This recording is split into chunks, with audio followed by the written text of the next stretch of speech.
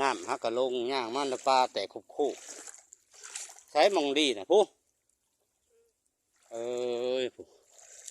ใช่แค่นะเจ้ากลางมองบ่เป็นหัวแย่ขึ้นมาเนาะนะเห็นปะกลางไปน้ำโลดน้ำเละมันก็ถือแล้วปลา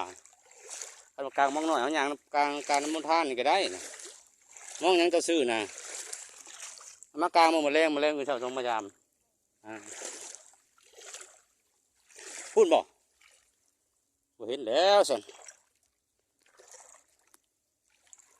น้ำซ้ำนี่พอดีกลางมองเจ้ามิตรว่าน้ำลงกลางปลาบดถือนี่นะมองไปนี่เขาเจ้ากลาง2-3 มื้อนี่ยามเนี่ยเกินกึ่งดึงนี่นะมันขาดอยู่นี่ปลาขึ้นฮะดิฮะนะมองเขาเจ้ากลางฮะนะฮะดิ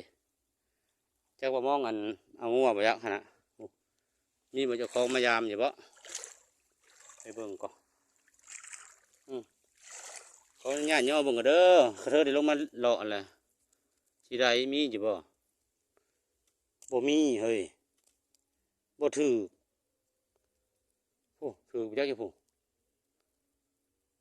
บ่เห็นโอ้ยบ่มีป่าบ่มีป่าบ่ถือตายแล้วทุกคนเลย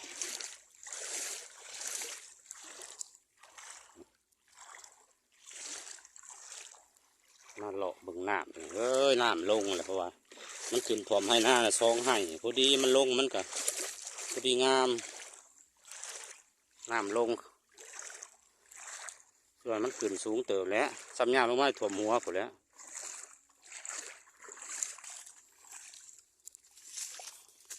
มาเลาะเบิ่งป่าทาม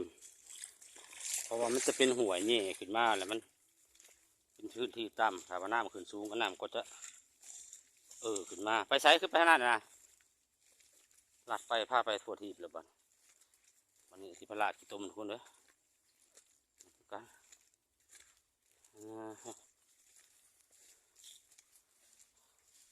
ใส่เบ็ดกบน้ำแกงหาสังเกตรู้มีบ่ห้อยกบตะเก้าห้อยกบมันขาดว่างบ่เดี๋ยวเขาสอนรัดตามบุ่งเลยเนาะ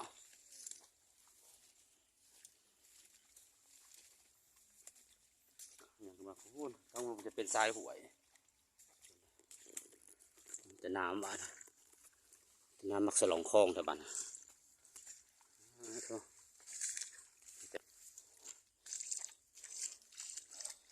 ี่กกจานทุกคนกกจานนั่นที่มันออกดอกดอกจานประหารใจเพิ่นว่าอันนี้แหละกกจานที่น้องเอ้ยบรรยากาศท้องทุ่งค่อยค่ำยามแรง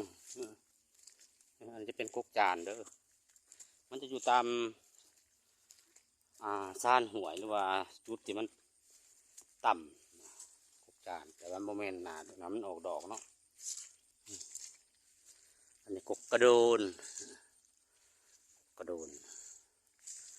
บรรยากาศสุดยอดพี่น้องเอ้ยบรรยากาศทุ่งไร่ทุ่งนาพอดีพอร้อนชาแนลมีโอกาสได้มาบ้านเนาะก็อันนี่บ้านเป็นพาเดินเลาะเบิ่งว่าลงไปเบิ่งมองจุดเห็ดหลี่เนาะหรือว่าจุดที่มองเขาเจ้าเห็ดดักปลาตะเก่าอันที่มันหน้ามาถ้าเราลงหอดจุดที่มันเป็นห้องหรือว่าเป็นร่องเป็นปลายซ้ายหวยนะประมาณนี้ตอนนี้เขาย่างออกมาของงาเลยเป็นหน้าเหือนคือแม่นว่าเขาได้หวานเบิดนี่ก็สิโอเคอยู่นี่บ่ได้หวานจังใดเนาะปีสิมาหวานเอาก็พอได้อยู่มาทางวางเพนใหม่หวานเอาแล้วก็ถ้าฝนดีคือปีนี้หวานเอาก็พอเบิ้งเดี๋ยวนี้มาใส่เบ็ดกบไปตะได้ทุกคนเลยอันนี้บอกในใจว่าจะกกอย่างอันนี้เนาะFCทานผู้ชมไปหูคอมเมนต์มาเลยนี่จะกกอย่างนี้เริ่มสื่อมันแต่เขายังเป็นหนุ่มน้อยหรือว่าหนุ่มบ่าวฟังเป็นบ่าวแวง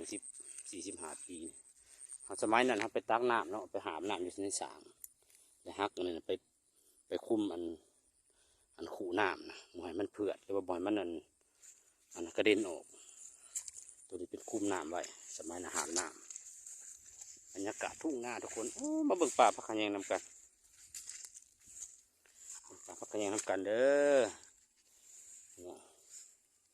เที่ยวน้ำโขนมีป่าเด้อโอ้เนาะขึ้นมาลงมาสอนน้ำโขนมองน้ำบกว้าดอกยังสวยงามเห็นดอกกระเล่าบ่เนี่ยดอกกระเล่างามหลายนี่ดอกกระเล่างามแรงพักเลยเยอะเลยทุกคน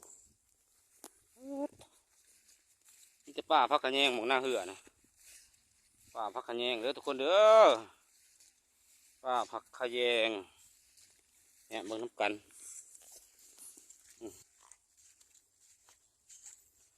ลาบสวรรค์แห่งเมืองปากสัน